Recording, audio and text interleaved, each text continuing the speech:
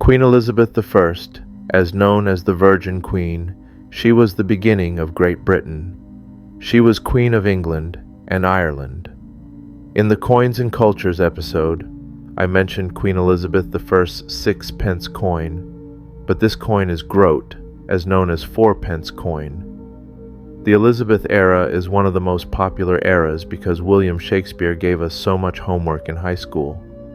I remember when I was in high school, I read Romeo and Juliet, but personally, I watched 1996 Romeo and Juliet instead. Probably because I was inspired by DiCaprio, I wanted to have a small wedding like Romeo and Juliet in the movie. Not because I don't want to spend $15,000 for the wedding. The reason that I'm speaking English, and English became one of the global languages because of the Elizabeth era. I became a writer, and I'm writing in English because I'm living in Canada, but also because I was inspired by English literature. Well, if you are curious about my book, you can check out my writing YouTube channel, KQT Entertainment. Current project is A Box of Life. Book is available on Amazon Kindle, and you can also watch each chapter on YouTube as well. My other novels and songs are available on Amazon as well. Anyway, I will continue with Elizabeth's era. Not just Shakespeare's literature work, Sir Francis Drake's victory in the naval battle of Calais, and founded the British East India Company to make a foundation for England to become Great Britain later. I will tell more stories about the British East India Company in a later episode with interesting tokens.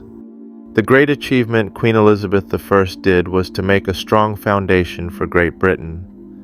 Diplomatically and politically, England was in a bit of an unstable position. Her father Henry VIII announced acts of supremacy, and later in 1535 February, he announced an act for the dissolution of the lesser monasteries. English Reformation began. This changed religions in England, and in a positive way, King Henry VIII was the king who led England to development of modern nation-states, but that's also where the problem began as well for the Elizabeth era.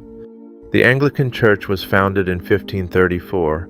If I simplify, the purpose of the whole English Reformation was to cut the tie with popes, but people eventually faced death, and so is the king.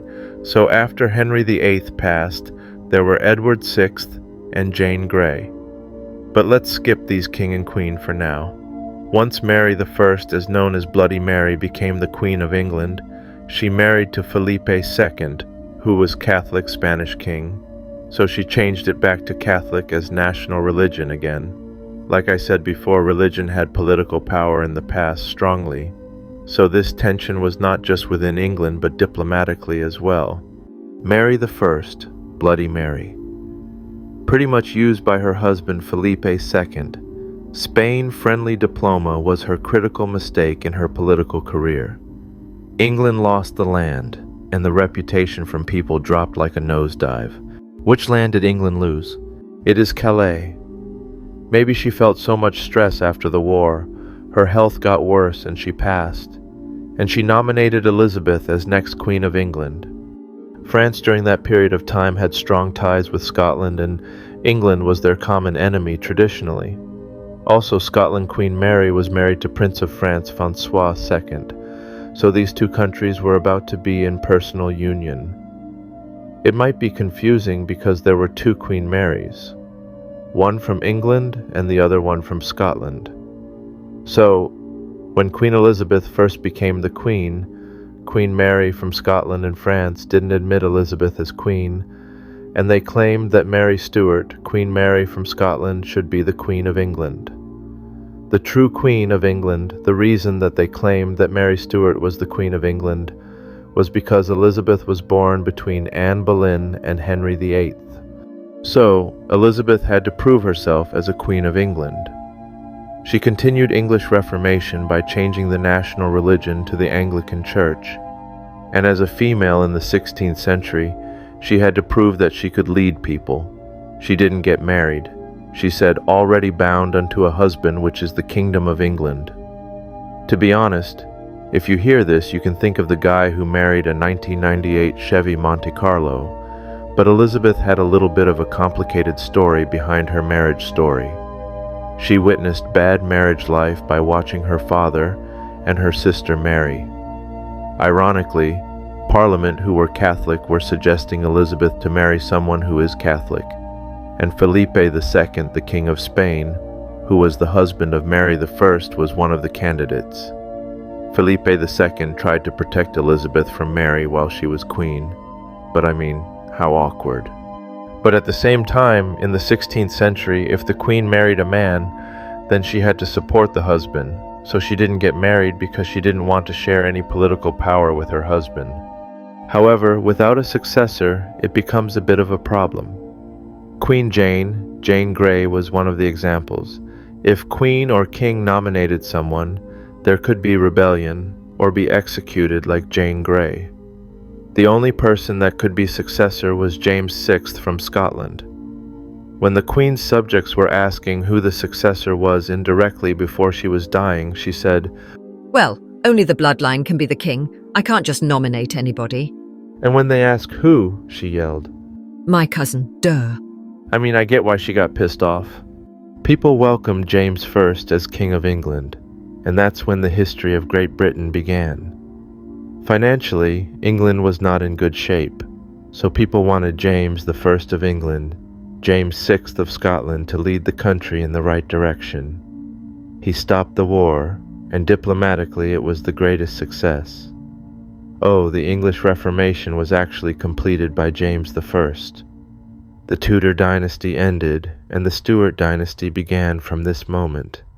He said himself that he was the King of Great Britain. Approximately 328 years later, we had another queen named Elizabeth II.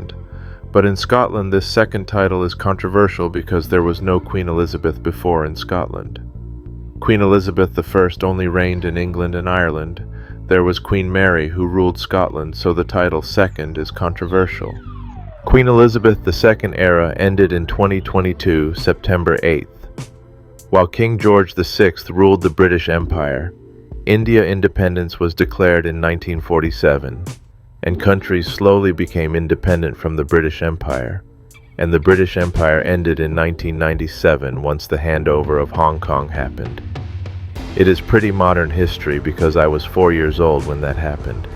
However, the British Empire had strong political power during the 60s, 70s, 80s, and 90s.